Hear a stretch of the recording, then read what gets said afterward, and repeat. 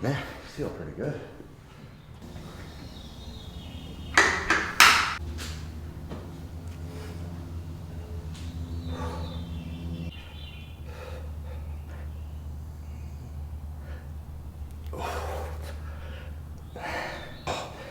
Your deltoids and lats feel so strange to get a pump in.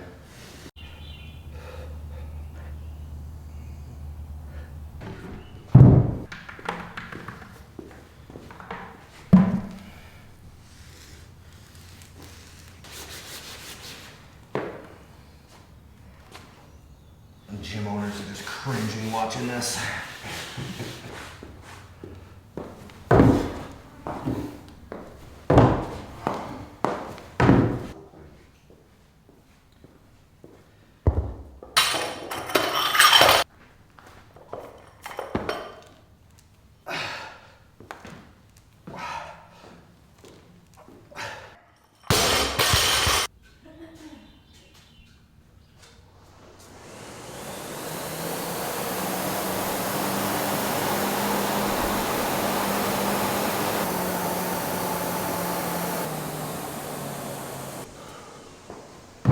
Whoa.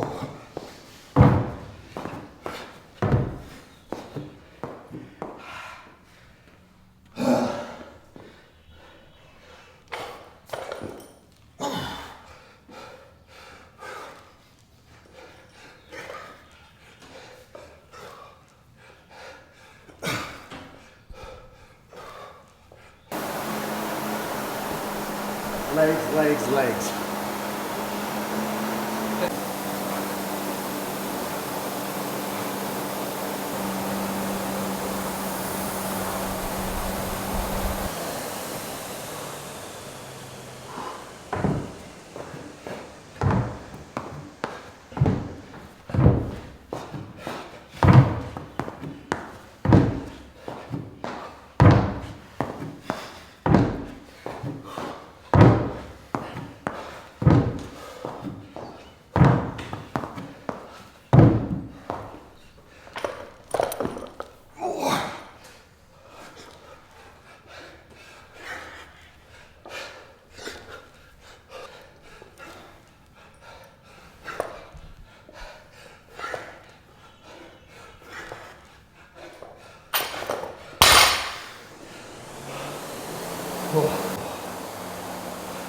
Nice, Jack.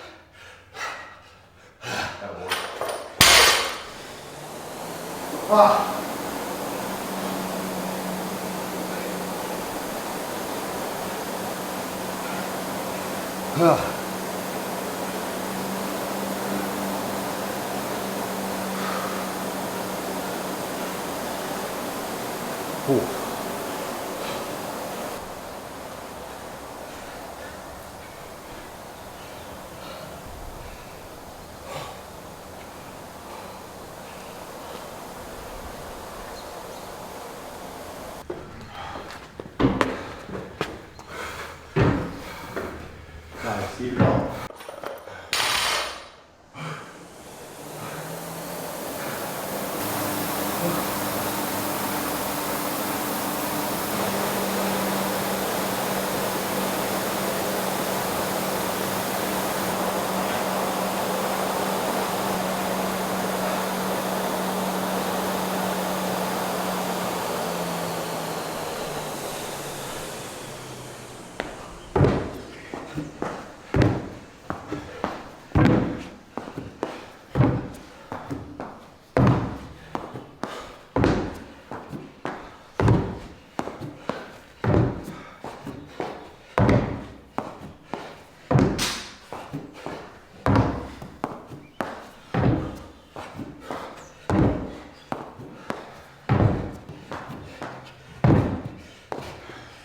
There you go. Whew.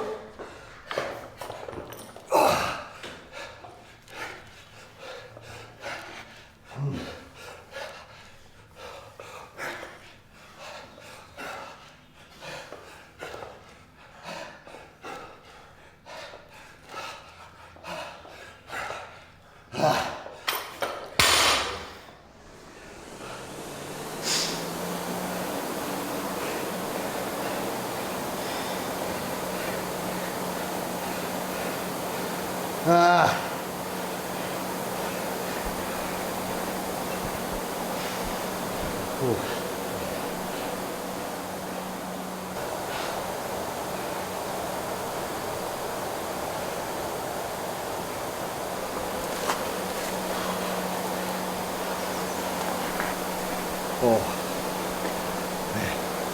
I got aggressive. So you and Jack used to train together, right? Yeah. So when we were both in college, he went to college down in Mass, but his girlfriend, now wife, went to University of Vermont. So Jack would show up on the weekends and stuff. And he would always, I would coach a weightlifting class at Champlain Valley, and he would jump in on that. And then he got kind of tied in with Red Line gear and those old days. So yeah, Jack's been part of the crew for a minute.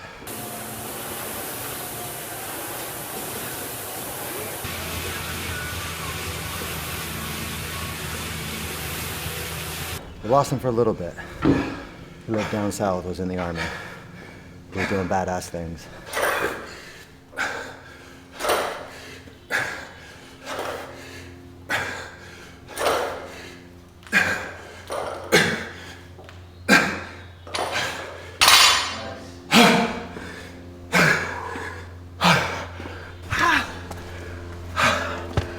Oh, goddamn. I was just telling Carlos, what was it? 2 days ago was you officially have no more ties with the Army. You're out.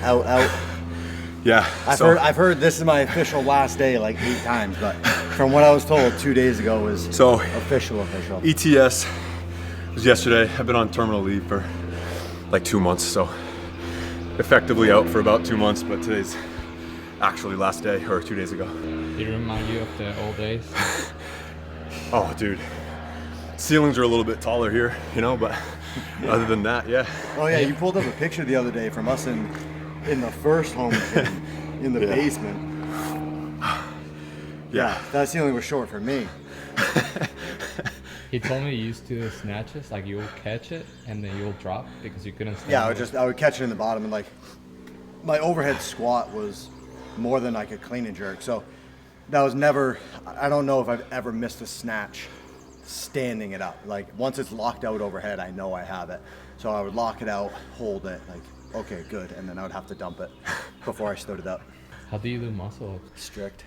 I only did them strict, and I took out one ceiling tile and had a set of rings that hung down in the center of the lifting platform, and I could switch it out for like a 4-foot rope or a set of rings that I could do dips on. But then I got pretty decent at L-sit strict muscle ups because that's all I could do in there. So I would just like hold an L-sit. I couldn't like extend all the way down, just kind of hold it there, muscle through it. Regionals or something? No, never did. You, so I got into the Army, I think it was the first year you went to, or maybe the second year you went to regionals. But no, I didn't make regionals. Not that good. No, let's be clear, like not that long ago, Jack texts our group chat with like O'Keefe, Tyler, the two of us. He's like, oh man, guys, just finished up my Ironman. That was tough. And we're like, what? You did an Ironman? And he's like, oh yeah, did I forget to tell you guys that? I was like, yes, Jack, that slipped the conversation. May have forgot that one. No, fill me in, like, so when you did, and you tell me if this can be on camera or not. Yeah. But I remember when you went through selection process. Yeah. You did basically like, what is it, tryouts, or you go through selection, or? Yeah. What's the proper term?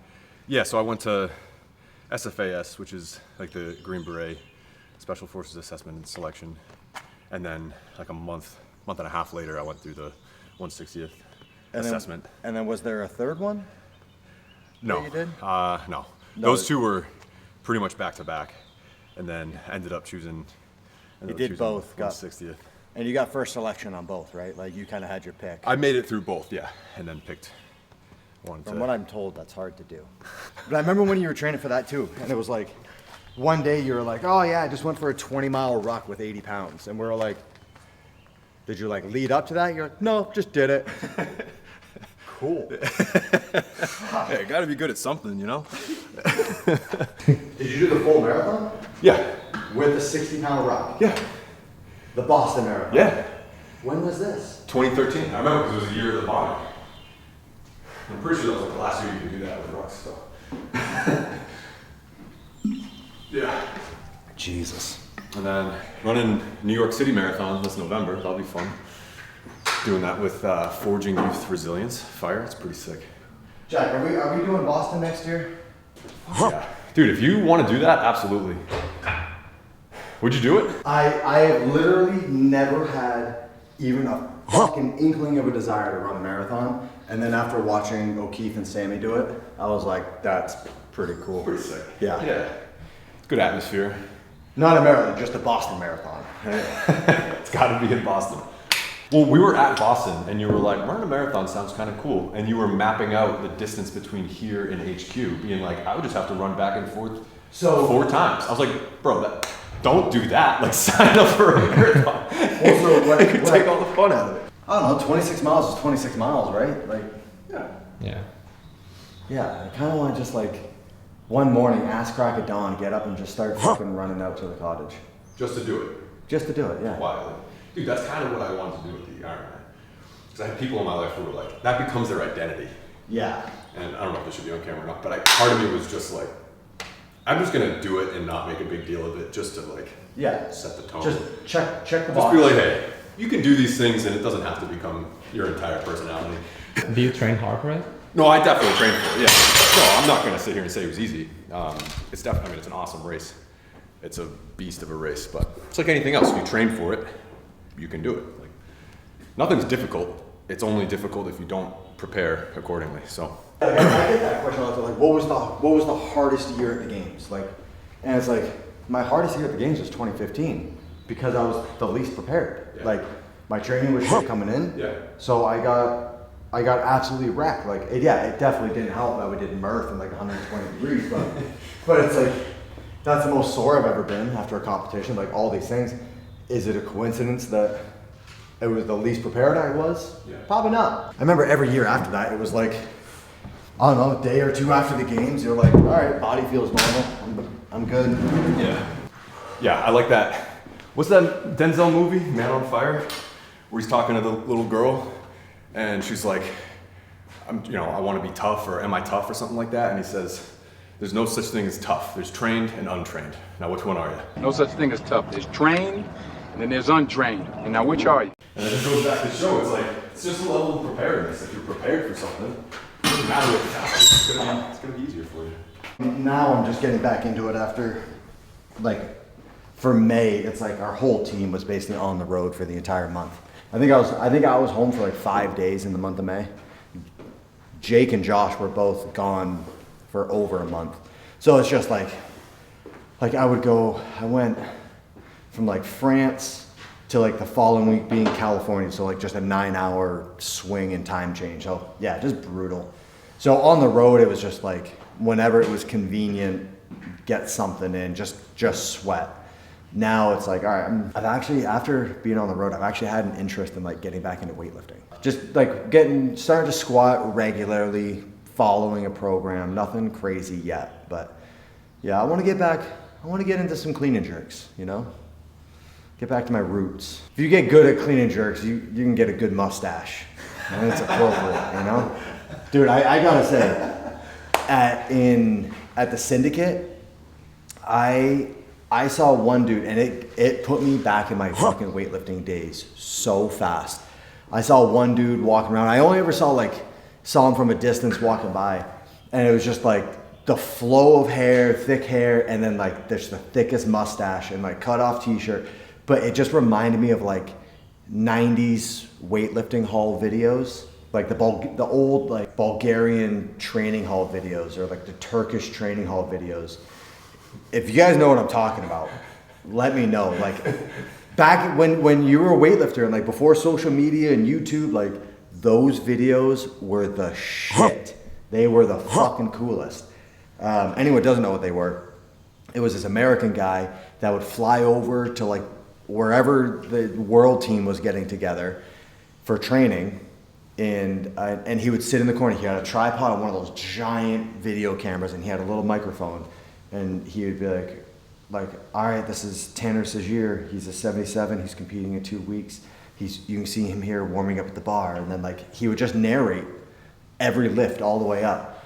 But all these dudes were just like fucking windbreakers, cut off tees. They're smashing world records in every training session because that's all they did. They would max out their snatch, max out their clean and jerk, max out their back squat. And it was the coolest shit. I don't know. And so I saw this dude in the warm-up area at Syndicate, and he looked like one of those guys, and it took me right. I was like, fuck, I want to get back into weightlifting. Anyways, end of the day, it was Angelo DeChico, and I hadn't seen him in so long, and when I finally said hi to him, I was like, oh my God. I was like, dude, you look like a Bulgarian weightlifter right now. Good for you. It's a good look. What are you gonna do for the rest of the day? Drink some coffee. Hang out with the baby. I think I'm on baby duty this afternoon, and then we're having a boys' night up at camp. Everyone's back off the road, so we're gonna go have a nice chill day up at the lake, a little bonfire. There's burgers on the grill. I'm very excited.